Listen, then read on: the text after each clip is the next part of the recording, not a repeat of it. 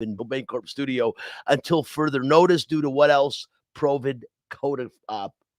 How's that? How about oh my God, COVID protocol. Let's get that out right.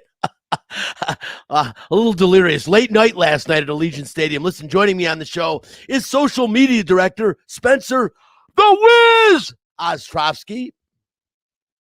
Nobody beats the Wiz. Nobody beats the Wiz. That's right. The Wiz has his own theme music, and producing today's show, social distancing back in the Fox Sports Residential Bancorp studio, is Mr. Lotus Broadcasting himself, Doug Douglas. Aside from wearing an abundance of hats at Lotus Broadcasting, Doug is also the press box announcer at T-Mobile Arena for the Vegas Golden Knights. Always a pleasure and a privilege to have Doug manning the wheels of steel for us at the studios. The show is also streaming on the LV Sports Network, and you can watch the show on Facebook Live. The page is called Outta Line. That's OUTTALINE. You can follow the show on Instagram and Twitter at Ottaline Fox LV. Since we are live, your calls and questions are welcome. The Fox Sports Residential Bancorp studio line is 702-876-1340. Hi, this is Bubby, and it's time for What's on Tap. And Tap, brought to you by title sponsor Residential Bancorp. Whether purchasing a new home or refinancing the home you already own, Residential Bancorp is the company you can turn to for all your home financing needs. Residential Bancorp, funding America one neighborhood at a time, now offering $2,500 free to everyone and anyone who qualifies for a home purchase loan in the state of Nevada. On Tap, the Vegas Golden Knights rookie camp started last week. UNLV played their second ranked opponent in a row. Recognition? Maybe. A good thing?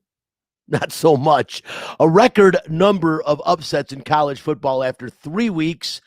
We will fill you in. And the Las Vegas Raiders played one of the most exciting football games you will ever see last Monday night.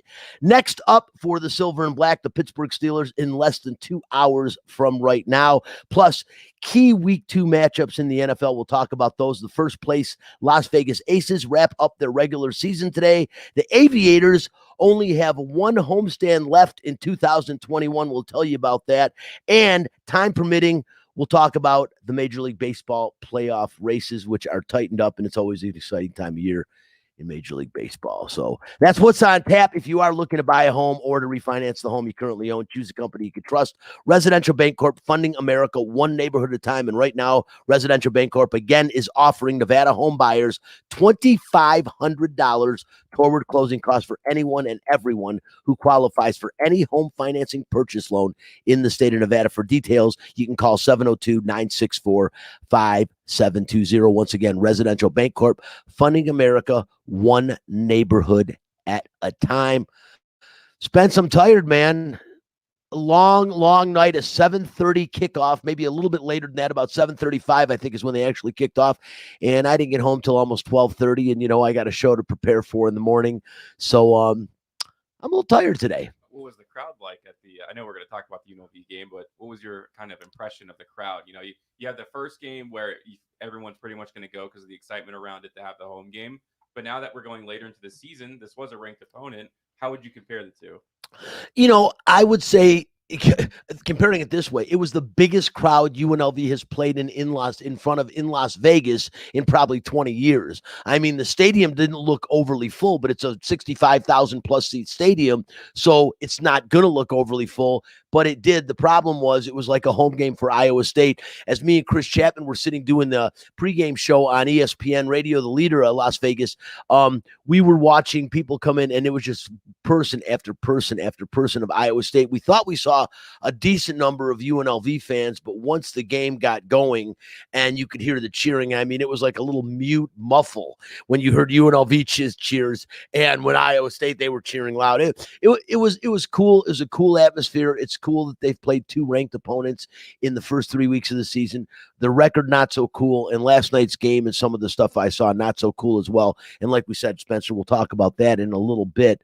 Your car problems all solved? I know you've been having some car problems and issues, and what's going on? You're here. You made it from Pahrump again, so obviously little Blue Betty made her way into Las Vegas. Yeah, I found my way to get here. I don't know if I should have, but I'm not going to miss the show. I don't think I've ever missed a single show, and I don't plan on missing it anytime soon. You've missed less shows than I have since you've been here with me, so we would definitely appreciate that. We miss Caleb Herring. He'll be joining us again in a couple weeks. Unfortunately, as you know, my co-host and former quarterback of UNLV, and also the last quarterback to take them to a bowl game. Actually, he works for Metro also, and Sundays are his.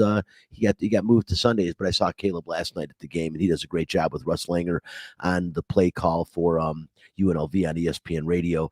And joining us also in studios, Doug Douglas. I'm going to have him join us in a second. As a matter of fact, Spencer, go ahead and hit it right now.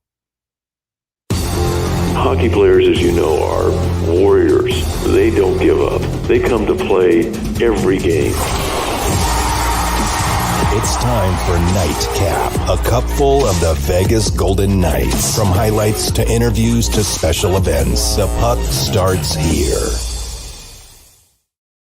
It's pretty soon. As a matter of fact, if you're paying attention, and a lot of Vegas Golden Knights fans out there, the puck has already dropped on rookie camp. It started last Wednesday night. The rookies are right now in Arizona. They lost 5-2 in Phoenix on Friday night. They play again today in a couple of, this afternoon, I should say. And really good opportunity for the rookies. The actual regular season, or I should say the regular training camp opens up this coming Wednesday. But one of the guys that I really want to watch this year, Spencer, and I'm excited about is this guy Jack Dugan. I'm not sure if you're familiar with him. He only played a couple of years at Providence, and the guy is just a point scoring machine. In 75 games in college, he had 91 points, 20 goals, 71 assists. And his last year, why he kind of decided to forego his senior season, he had 52 points last season and led the NCAA, 10 goals, 42 assists. And excuse me, that was 2 years ago. It was 2019 and 20.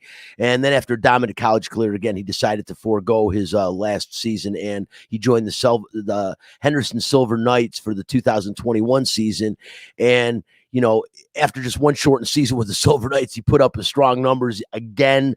37 games, he tallied 33 points, 10 goals, 33 assists. Another impressive season, gave the rookie confidence boost, and he believes that he's taken his game to the next level and just about ready. I really like this kid Spencer. I think we will see him elevated to play for the Knights at some point this season. I don't know how many games, but in a couple of years, this guy's just a workhorse. And what I've heard from a lot of people that are around hockey, this kid's for real, and he just has a tremendous work ethic. As a matter of fact, after playing for the Silver Knights last season, he stayed in Vegas all summer and worked with the players that also stayed here for the summer, working really hard with NHL players to get in the league. And all this guy does is excel at each level he rises up from. And I really expect this kid to do big things for the Vegas Golden Knights. But aside from that, they lost their first game, as I mentioned, the rookies.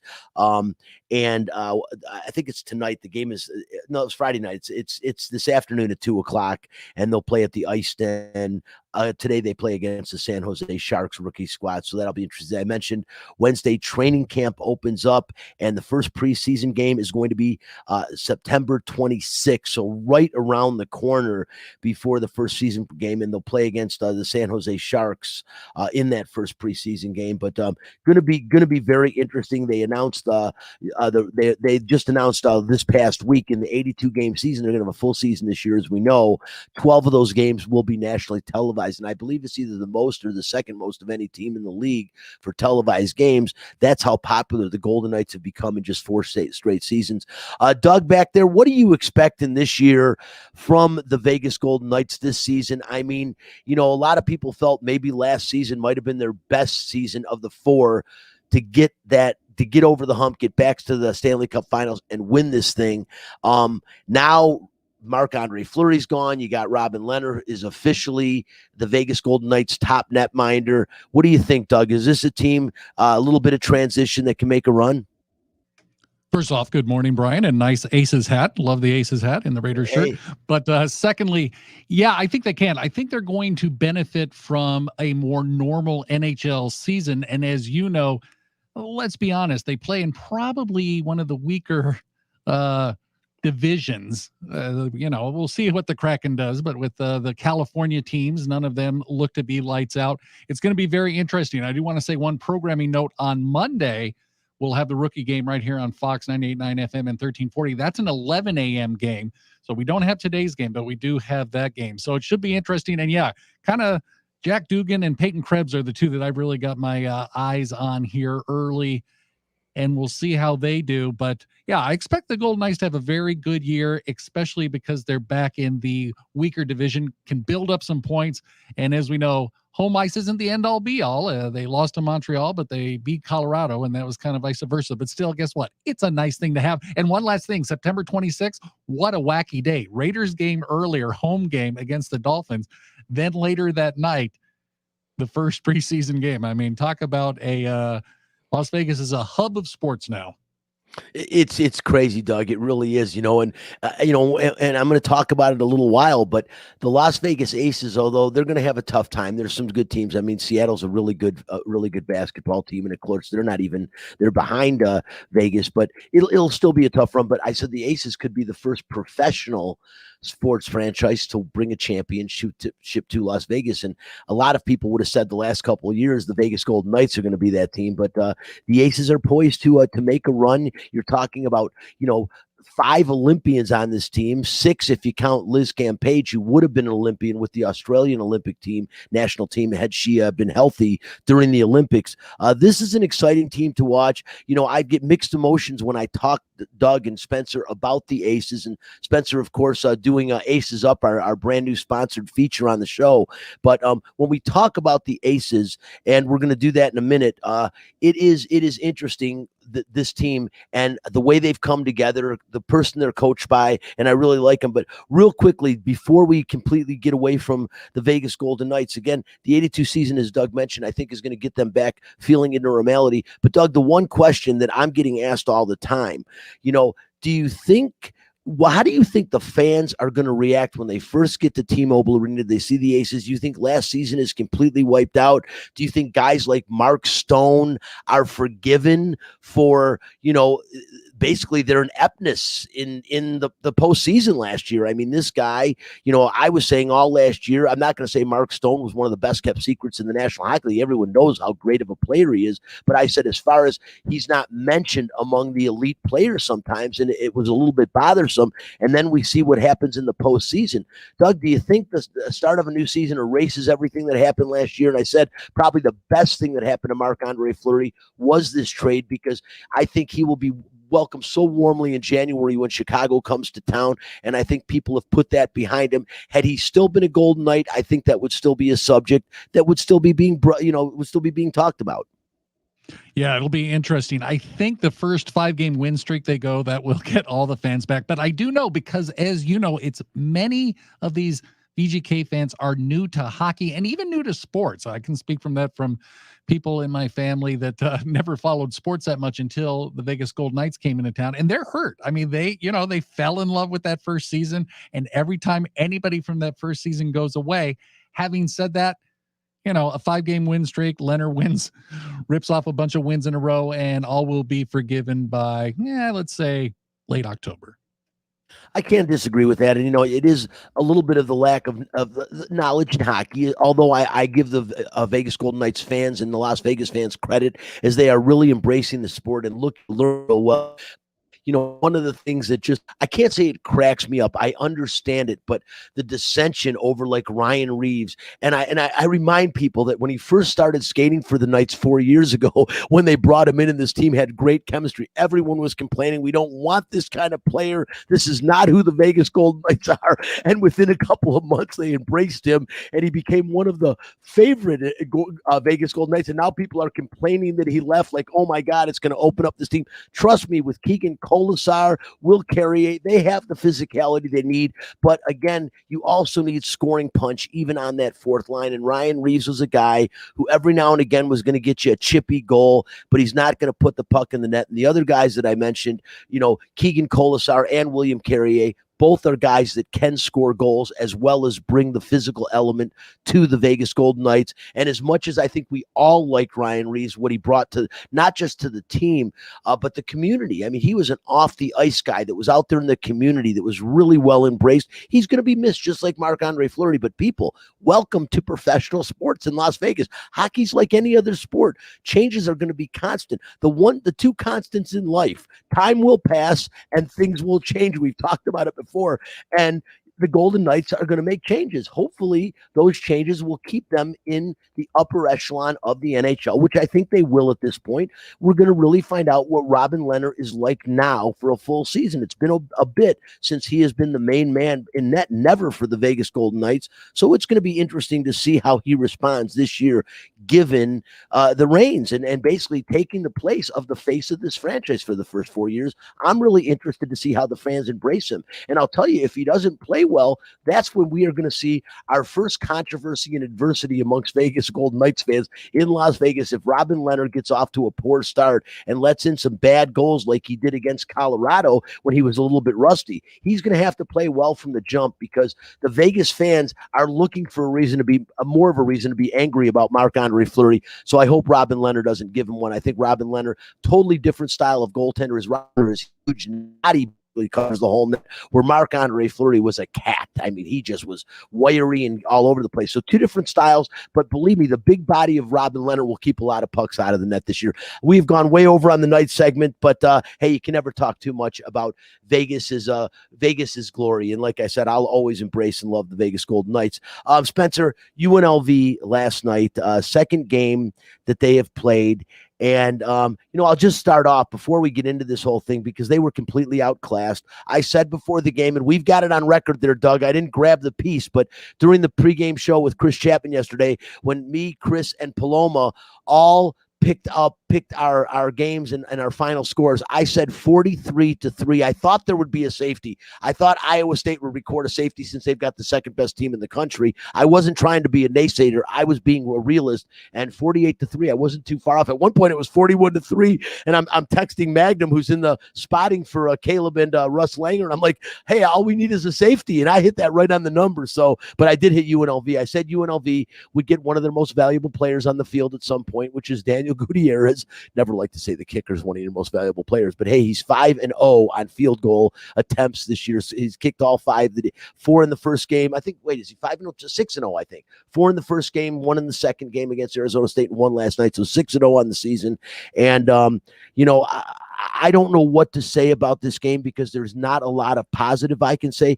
This, although, was do you have the clip of Marcus Arroyo after the game, or no, the actual, or just the one where I asked him the question? I have you asking the question and his response to the QB rotation. Okay, well, we'll get to that in 1 second. I was going to say, because after the game, he was pretty somber. You don't get a lot of opportunities to talk to Marcus Arroyo. I'm not going to go into that a great deal on the show. I think it's kind of crazy that you can't. I make the comments, and I'll be straightforward with this, that I think it would be easier to get Nick Saban on this show than it would be Marcus Arroyo. And, I don't care if he hears that. I just think that, embrace yourself to the media. And I'm really surprised that he doesn't more. But again, that's a subject for maybe a different time than right now. But that being said, offensively, impressive is something I wouldn't have said about Iowa State coming into this game. The first 2 games they've been down, even though Brock Purdy has been a very storied quarterback, might break all the records at Iowa State. He hasn't played well this season. And as a matter of fact, even though they put up 48 points, 41 of them on defense, 41 of them offensively, I was not impressed with Brock Purdy again. I saw him make some errant throws, but then I realized they have to play him. Their backup came in later on, and oh my God, was he bad. Like, I don't think he'd start for UNLV. So I wasn't that impressed. That being said, what does that say about UNLV's defense? Again, they are playing a top 15 team in Iowa State, a team that at the beginning of the season said could make a run at the college football playoffs. That's how good the experts projected them to be at the beginning of the season. I can definitely see that on the defensive side of the ball. It was fun watching them play defense. They're so good and so active, Spencer. Not fun watching them rip apart UNLV, but fun seeing a team that is that defensively sound, because Iowa State really was. Two of their linebackers are going to play in the NFL, almost no question about it. This is a really good football team defensively, but offensively, it scared me a great deal. And one of the things I did not understand about UNLV's offense was some of the play calling by Coach Marcus Royal. I don't pretend to be a college football coach, a football coach in general. I coach flag football for my son once in my life. So far be it for me to have expertise in that area, but in the same respect, I look at some of the decisions made, and I wonder that one drive that they had was impressive. Cameron Friel's leading him down the field, and all of a sudden, there's Tate Martell. And it's like, wow, Cameron Field's having a good drive. Why would you pull him right now? Tate Martell did pick up a couple more first downs, and that did lead to their only field goal. But then he kept doing that in the second half. He wasn't bringing him in at all in the first half. So after the game, I kind of asked Coach, I did ask him what the deal was with in the post-game press conference, what the deal was with alternating quarterbacks in the middle of a series. Coach, the decision to rotate quarterbacks in the middle of series? That was all week. We planned to do that all week. There was packages. There's only limited, to have both those guys. Obviously, Cam getting here in spring and having some spring balls got a little bit upside in comparison to Tate being cleared last week. And then obviously only being here for camp in the first 40 days of the program. To put the whole thing on there isn't fair, especially in a short notice and a change from last week and an injury. So the rotation was planned. There was some small package stuff that we tried to get done. Never easy to do, and my hat's off to those guys for the week that they put in and try to get some things scheduled on for them. He didn't really answer the question. I mean, he said that was planned all week, but the question was, why did you do it in the middle of a series? I understand alternating quarterbacks. They've done that at every level. We've seen it work. I don't love it. I don't think it's the best way to run a football team. I think you need a leader, and typically of any football team, a quarterback usually is your leader, unless you have somebody like Ray Lewis that is so dominating that he can actually be the leader of your football team. But for the most part, it's the quarterback. So I don't like the alternating quarterback, unless they're just, you have to do it that way. I understand where he's trying to establish a quarterback. Doug Brumfield, I think, has established himself as a starter in the first two games. Even though they've lost, they've been competitive with him calling the signals. So he wants to see who's second. We realize after the first two games, Justin Rogers isn't the guy. I had a feeling he was going to start yesterday. I'm really glad I was wrong about that.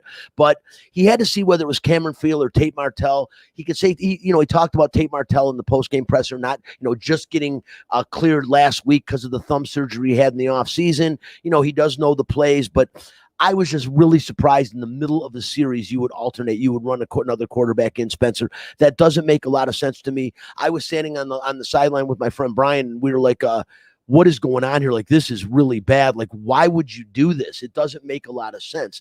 I know you watched part of the game. You weren't able to make it last night because of car trouble, so you watched it from your home in Pahrump.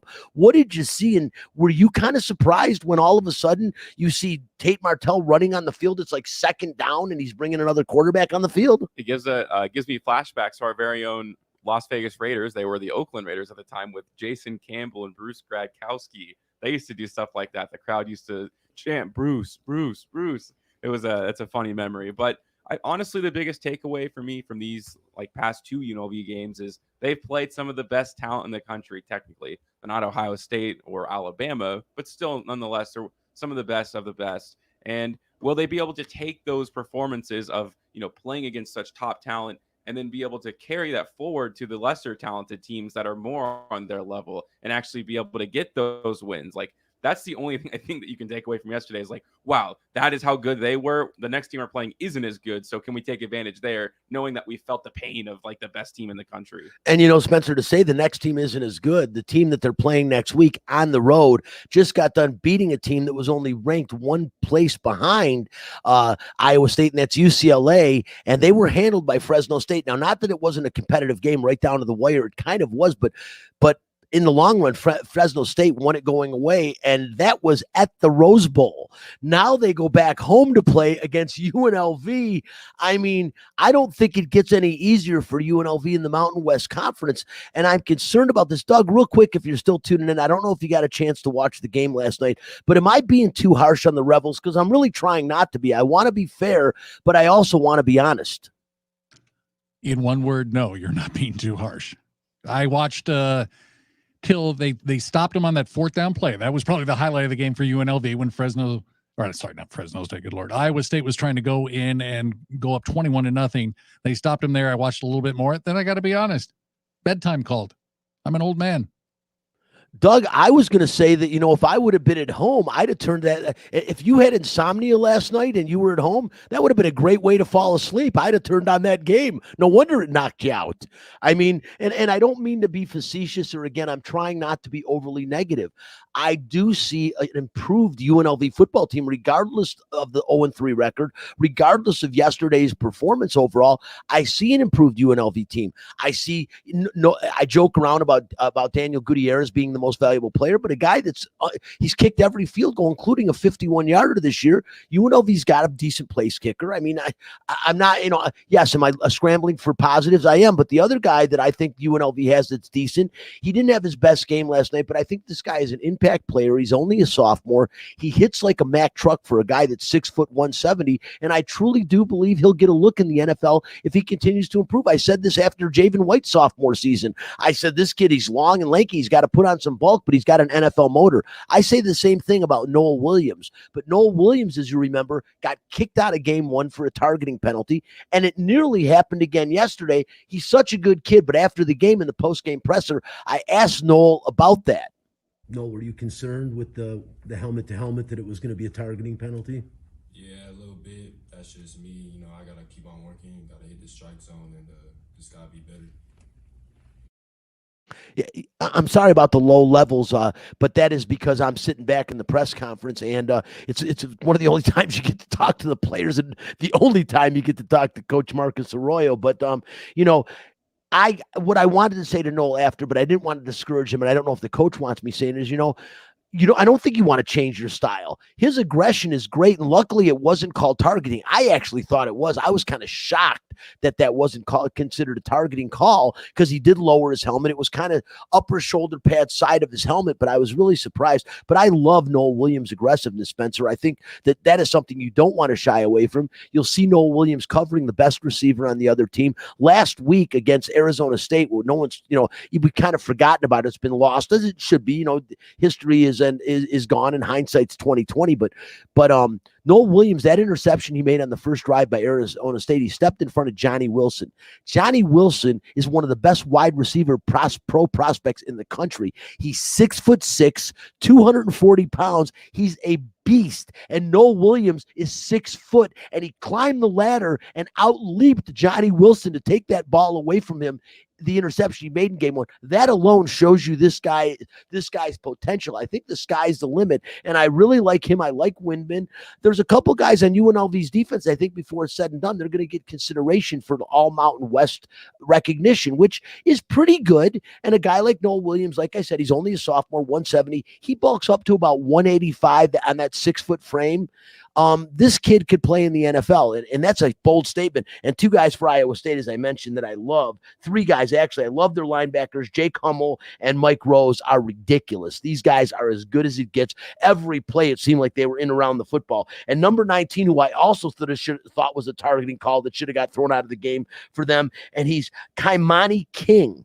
Remember that name. He will play in the NFL, and he is a small guy for a defensive back, 5'10", 185. So for me to say that, I'm really going out on a limb.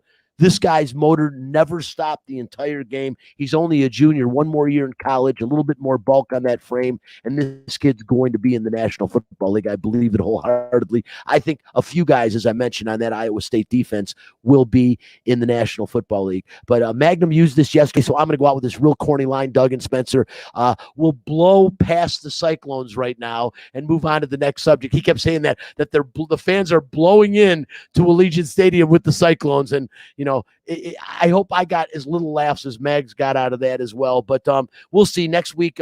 Spencer, Doug, that they head to Fresno. We mentioned that Fresno just beat the number 13 seed team in the country in UCLA. Iowa State actually was ranked 14th, one behind them.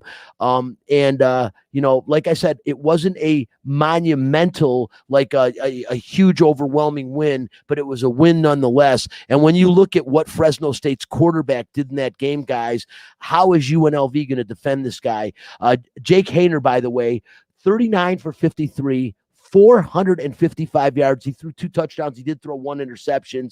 But, in a road win versus an AP top 15 over the last 15 seasons, that is the most by any Group 5 member. To be able to do that in a road win, it was pretty cool. And one other thing, guys, and we're going to talk about this as we get into the next segment, really talk about college football. But this kid is really good, and he was very pinpoint accurate. I saw the highlights of the game, and I watched extended highlights of the game, and he was making every throw with accuracy, making throws on the run, looked extremely confident. They've got good wide receivers, good guys at the skill position, but also defensively, when they had to stop UCLA, they were able to. To me, Spencer, that's scary and poses a huge problem for UNLV next week. Well, here's the thing about UNLV just in general. It doesn't matter who they play. They haven't played a full performance yet this entire season. When their defense seems to pick it up, their offense doesn't. Now, hopefully Brumfield, can stay healthy and they can go forward there. But it's going to be a long time before this team ever, really actually we consider, I think they might be able to win this game. I'm not ready to say that at all because I need to see Marcus Arroyo put together a good, great game plan through all 4 quarters, and we haven't seen that. And we might not see it this year. I don't know if this team's capable of it. And the jury's out. And I wonder what is going to happen at the end of the season if they don't get some success. And the Mountain West, it's not that the Mountain West is scaring anybody, but they should scare UNLV. The teams in the Mountain West look pretty good, and especially the team they're playing next week could win the Mountain West this year, and that's Fresno State. Not a great way to start off the Mountain West season, but hey, if they play well, say Brumfield's back and healthy, and this team plays well and stays close to Fresno State next week, maybe that'll give them some more confidence going into the rest of the Mountain West Conference season. Real quickly, guys, I mentioned college football top 25. We'll talk about some of the games in the top 25, but what's really crazy is, yesterday was overall with 3 more upsets in the top 25. It was 19 losses now by AP ranked teams this season, which is the most through 3 weeks ever. So we are seeing, I don't want to call it parity. We're just seeing some of these teams that are ranked that were expected to be really good aren't as good as the experts thought they were at the beginning of the season. Maybe they overrated some of the players. We all thought Clemson's the heir apparent to we all thought the heir apparent to Trevor Lawrence in Clemson was going to be great. I'm not going to even try to pronounce his last name again, ukulele or whatever the hell it is.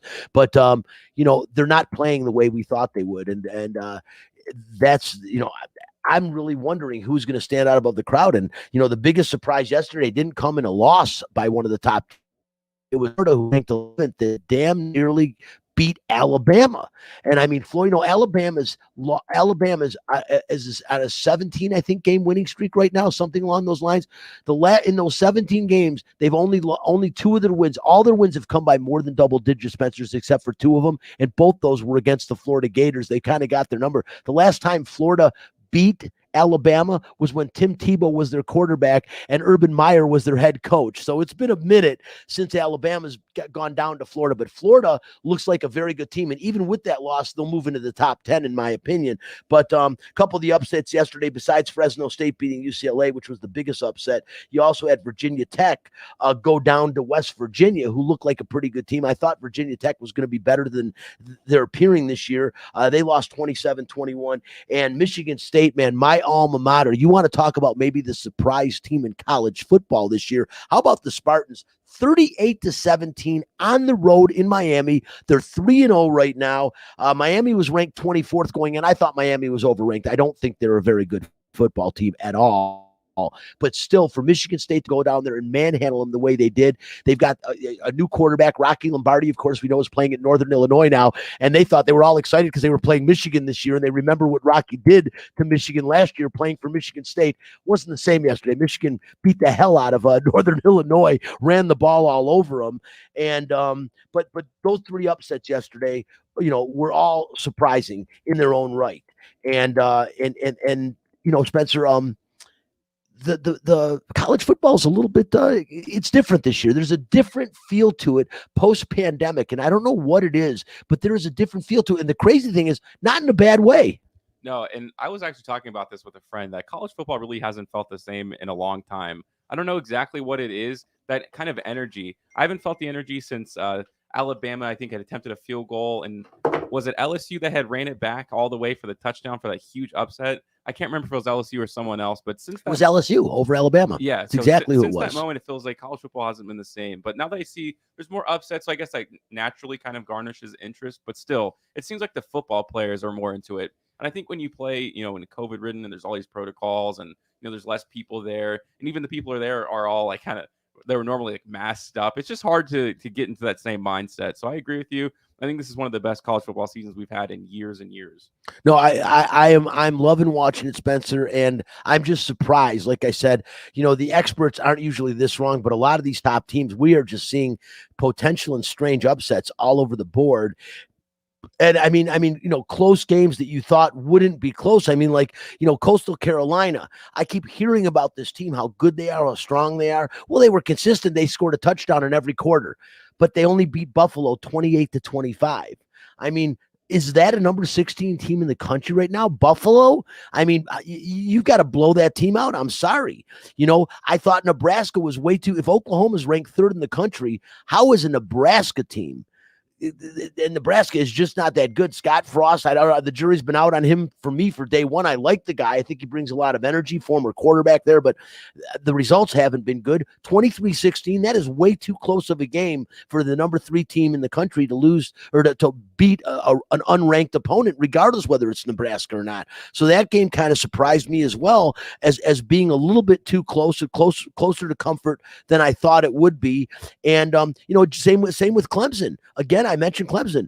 Georgia Tech. Georgia Tech's an improved football team, but Clemson beat them 14-8, Spencer, a 6-point win by a team that's been, pretty much annually in the college football playoffs. I mean, Georgia Tech is nowhere close to the college football playoffs. I mean, they're in the ACC, granted, but that is, I would say a bad win, if there's such a thing, for for a team like Clemson that really has not played very well this year, and the other team that's really ripe for the pickings and ripe for the upset, BYU, I'm impressed with again. They took out Arizona State, who dropped to 19. BYU 3-0. This is a team that you better pay attention to. And it's crazy. Was it Zach Wilson or is it the BYU system? Because his heir apparent's playing pretty damn well down there. We saw him here, Spencer, a couple weeks ago when they pretty much manhandled Arizona. And this BYU team is for real. They're a team that's going to make some noise. And what a perfect time when they're now headed to the Big 12 in a couple of years. This is justification of that move when they're playing as well as they're playing. So, we already talked about Fresno State and UCLA, but an interesting year in college football. I still think when all the dust settles and everything clears, Nick Saban will be holding up another national championship. I really do believe that. I think Alabama is good enough to get that done. I'm not 100% sold on Bryce Young, but the bottom line is the guy's the quarterback at Alabama for a reason. Nick has a talent pool there, and if this guy's their starter by season's end, he'll probably be very efficient and playing really well. So, but I still think when it's all said and done, Alabama will win it. But I really, it's crazy when you look at conferences like the Big Ten, how it's kind of upside down right now. There's no question Jim Harbaugh has got to beat Ohio State this year to keep his job, in my opinion, and many others at the University of Michigan. And if there was ever a year, Spencer, for Jim Harbaugh to beat Ohio State, this would be the year. Ohio State looks very beatable right now. They've got some issues on both sides of the ball, and they are ripe for the picking. I mean, I could see Michigan State and Michigan both beating them this year. Huge tall order, but the bottom line is, if there's ever a year of vulnerability in the past 2 decades for Ohio State, it's right now. Yeah, I mean, they didn't look good in week 1. They carried that over, obviously, to all of their performances this year. Jim Harbaugh, like you said, he has to win this game. This guy hasn't accomplished anything at all since he's been at Michigan other than failed projects at the quarterback position. So I don't understand like why the program seems to be so dedicated to him. I don't know what he's bringing to them that makes them so dedicated. But if he doesn't win this year, it's gone. Maybe even after the game, you fire him, depending on how they play. If they get blown out, they better lose. If they lose, it's going to be close because if they get blown out, he's out of there. Yeah, I mean, I think they have to win this year based on everything. But I do like to play in the Big Ten. Of Penn State's looking really, really good. Iowa's looking good, and Michigan State might be, like I said, the biggest surprise in college football this year. And Michigan is running the ball as well as I've seen them do it in years. They're getting some good quarterback play, which is something they've been lacking over the past couple of years. We'll see. And hey, remember this guy on Michigan State because I love him. But what a great nickname! And it's Jaden Speedy Mailer. How do you Speedy Mailer? I love that, man. Love the nicknames. Playing for Michigan State, wide receiver, had a big game yesterday as well. So Spencer, let's move on here and hold on one second. But I want to I do want to talk a little bit about the NFL in a minute, but real quickly, let's go to Fact This. Fact This. If you don't like the facts, take your ass back to bed. Fact This. Into one. It is a fact that no matter what happens today in their season finale in Phoenix, the Las Vegas Aces will win the Western Conference regular season title and barely miss having the league's best record. This means that the Las Vegas Aces are favored to compete, are one of the favorites, I should say, to compete for their first WNBA championship, which would mean they would be the first professional franchise to bring a championship to Las Vegas. Spencer, today we're going to wrap Fact This and Aces Up into one segment, as I said. That being said, I ask you, can this happen? And more importantly, do you think this will happen? It all depends on one player, which obviously that's not totally true, but Liz Cambage, 2 days ago, they said she's close to coming back. She had COVID-19. And it affects everybody differently, as we know, the virus. So if she's going to come back and she's still feeling those lingering effects, despite, not having it in her system anymore, I don't think they can win a championship. They've already proven that, last year they went really far, but they've come up short, and they came up short from a significant amount.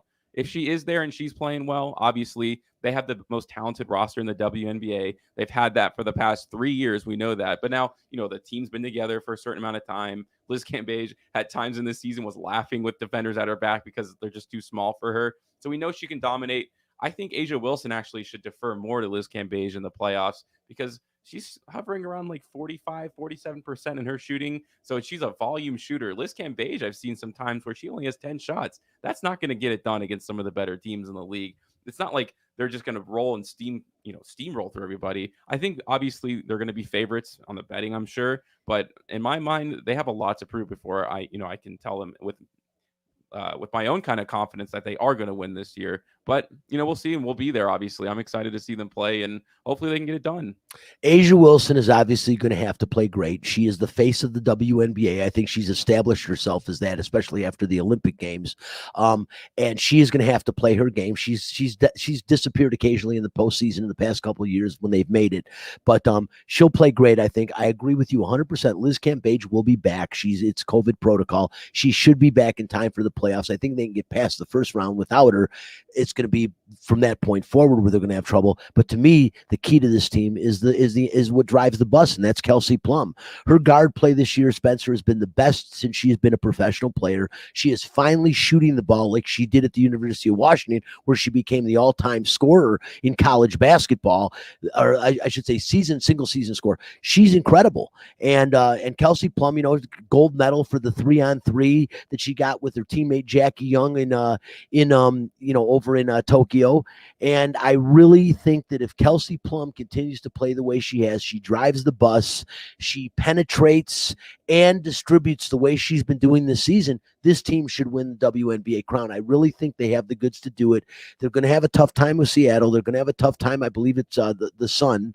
But other than that, This team is for real, and I like it. But I really think it's going to fall on Kelsey Plum's shoulder. If Kelsey Plum continues to play the way she has the entire season, Liz Campage comes back, dominates in the paint down low like she is able to do, as you mentioned, bigger than almost anyone in the league, and she really is good down low.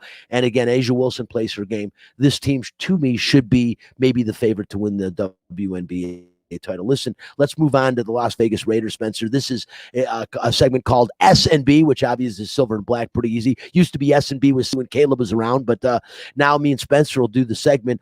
In front of fans for the first time in a regular season game, the Raiders win their season opener at Allegiant Stadium in overtime, 33-27 last Monday night against the Baltimore Ravens. Could not have asked for a better game or more dramatic ending. Can we say after one game that they are better than the 2020 team, Spencer? Oh, yeah, it's for certain. Here's the thing, like in the past, 20 years, they've had a lot of talented defensive players, but they haven't had playmakers. I mean, if you look at that last game, they haven't made stops on 4th and 1 in my lifetime, it feels like. KJ Wright came up with big plays. Yannick Ngakoue came up and was a playmaker. Casey Hayward, even though he didn't have like a flashy play, a lot of great deflections. And even Jonathan Abrams, who had a blown coverage from that huge run play, had the biggest kind of deflection at the end of the game on that second down that put in the third down, which obviously Carl Nassib then had the sack afterwards. So everybody stepped up, and the energy does seem really differently. Now, Derek Carr cannot play like he did at the beginning of that football game. He looked like Matt McGloin, Matt Flynn, any other horrible Raiders quarterback you can think of in the past 5 years. So if he can play like he did closer to the end of the third and into the fourth, obviously they have a chance to win this game. But the Steelers obviously probably had the best defense in the NFL. And if they play sloppy, it's going to be a few turnovers, and they're just not going to be able to score and keep up. Yeah, we'll talk about the Steelers game in a second. But I want to say, going back to this game against the Ravens, which they were underdogs, not big underdogs, but they really, man, their defense to shut down at times, and especially in big moments, Lamar Jackson really shows you how this defense has grown exponentially over the year. And the few players they brought in, the difference makers. I mean, we were very concerned about the linebacker position, but on September 1st, the Raiders acquired, if you remember, a linebacker Denzel Perryman and a 2022 7th round draft pick via trade with Carolina. And all they gave away was a 2022 6th round draft pick. He was a beast in week 1, Spencer, and really, I didn't see the linebacking core miss a beat, even though they are depleted, as we know. That was big. Guys like Perryman and that other free agent from Seattle that they picked up, right. They played incredible football, considering they are filling in and just boom, kind of just got, hey, you guys are it right now. We don't really have anybody behind you. Yeah, and they only called 3 blitz plays that entire game, if you can believe that. They haven't had pressure on the quarterback, since Khalil Mack obviously was there. So again, like we said, playmakers are going to be the biggest difference, but Gus Edwards has to be really careful. There was a few times where he had linebackers on wide receivers. That is not going to get it done. Yeah. That's, we're going to talk about the game in a second, but especially against the Steelers, that's not going to work. No, we can talk about it right now, actually. And you're right, it won't work. The Steelers, the game's in just about an hour and 10 minutes from right now. Both teams coming in after winning in upsets. Of course, the Steelers off a big week 1 win in Buffalo. And we just talked about the Raiders win over Lamar Jackson and the Ravens on Monday night last week. Spencer, what happens today? My opinion, what happens today, it's going to be a long morning or afternoon, depending on what part of the country. And for the Raiders, I just think the Steelers, their first game at Heinz Field, Ben Roethlisberger, I think as the season goes on, we'll see him play weaker and weaker just because of his aged body. But right now, it's still the beginning of the season. He didn't really take too bad of a beating in Buffalo. Took a couple hits, but nothing major. Didn't take as few hits as Tom Brady, who didn't get sacked once at throwing the ball like 40 times. Amazing how they keep the guy off of him, or how good he is at reading defenses and getting rid of the football. But Ben Roethlisberger, no slouch himself. This is a future Hall of Fame quarterback, also a guy with a couple Super Bowls under his belt. And, right now, not playing maybe his best football, but I think good enough. And their defense, and the bottom line is, man, how is this offensive line going to keep TJ Watt and Hayward out of that backfield? Because they looked really good against Buffalo. And those two guys, you can't double team them both, Spencer. And both of them up on the defensive line, it is a tall order for anyone. But the Raiders' offensive line, young, not great. And how are they going to do this today? it's interesting. Colton Miller obviously was the highest rated offensive lineman for the Raiders last year. He'll have the task of covering TJ Watt. Played pretty well in the first game of the season. But on the other side with Casey Hayward, that's going to be, where all the attention's at. Can Alex Leatherwood keep Casey Hayward in check? And this is what I'll say about Leatherwood. He played horrible in week 1 because of mental mistakes, a lot of penalties. Obviously, the false start on the goal line against the Ravens. But other than that, in his coverage from play to play, I think there was probably like a couple sacks, but you're not going to go an entire game without giving up a sack or two. That's just the nature of football. So I think he actually covered really well, and I still think Alex Leatherwood will be a Pro Bowl right tackle one day in a couple of years even. Look, they're going to have to be really smart about the way they play their coverages, get the ball in their hands quick, and a lot of that responsibility is going to fall on Henry Ruggs, who, look, he had a huge catch at the end of that Ravens game, but he was absent for most of it. I mean, they need this guy so badly.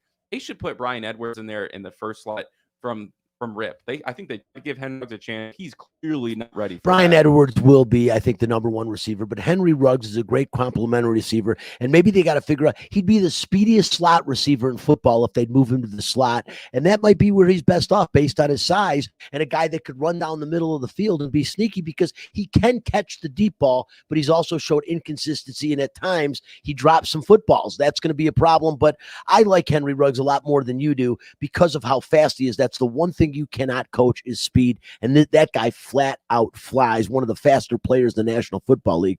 But again, he is going to have to step up. Real quickly, Spencer, so we can move on. Prediction for today's game, I'm going to tell you straight up. 28-17 Steelers is my prediction. The Raiders lose by 11, but they play competitively better than I'm expecting them to play because I had a different score in mind, but I've been thinking about it. The guru from yesterday, I'm going to say again, Steelers 28, Raiders 17. I'll give 24-14. I just don't think they're going to be able to score the football enough. I'm not impressed with their offense. I think the fact that they don't have any real wide receiver one is going to just come and kill them today. Well, there you have it right there. And real quickly, NFL matchups. And I've been wanting to say this all day. It's not the marquee matchup, but Monday night's game. I'm going to jump right to it. If you are a Green Bay Packers fan right now, and here I go on one of my Lions rants, so you already know the answer to this question. But if you're a Green Bay Packers fan after last week, your team just got absolutely embarrassed. It was at a neutral site, but it was basically a home game for New Orleans, but it doesn't matter. Jameis Winston fought for that starting job in New Orleans. They made him look like the Heisman Trophy winner he was back in college. The Green Bay Packers were awful on both sides of the ball. The worst game I have ever seen Aaron Rodgers play in my life. And if you're a Packers fan and they say, here's the deal, you get one wish, what would it be? You know what my wish would be? I want to play the Detroit Lions at home. Can we please play? Well, guess what? The Green Bay Packers are playing how did the Detroit Lions end up again? The luck of this team is unreal. The one team you do not want to play this week in the National Football League would be Aaron Rodgers and the Green Bay Packers. He has been ridiculed and slammed all week for how bad he played, how uninterested he seemed in that football game, and they have been ridiculed as a team, as a coaching staff. That was without question the biggest upset of week 1 was Green Bay getting blown out to that degree by New Orleans, and now the Lions come to town.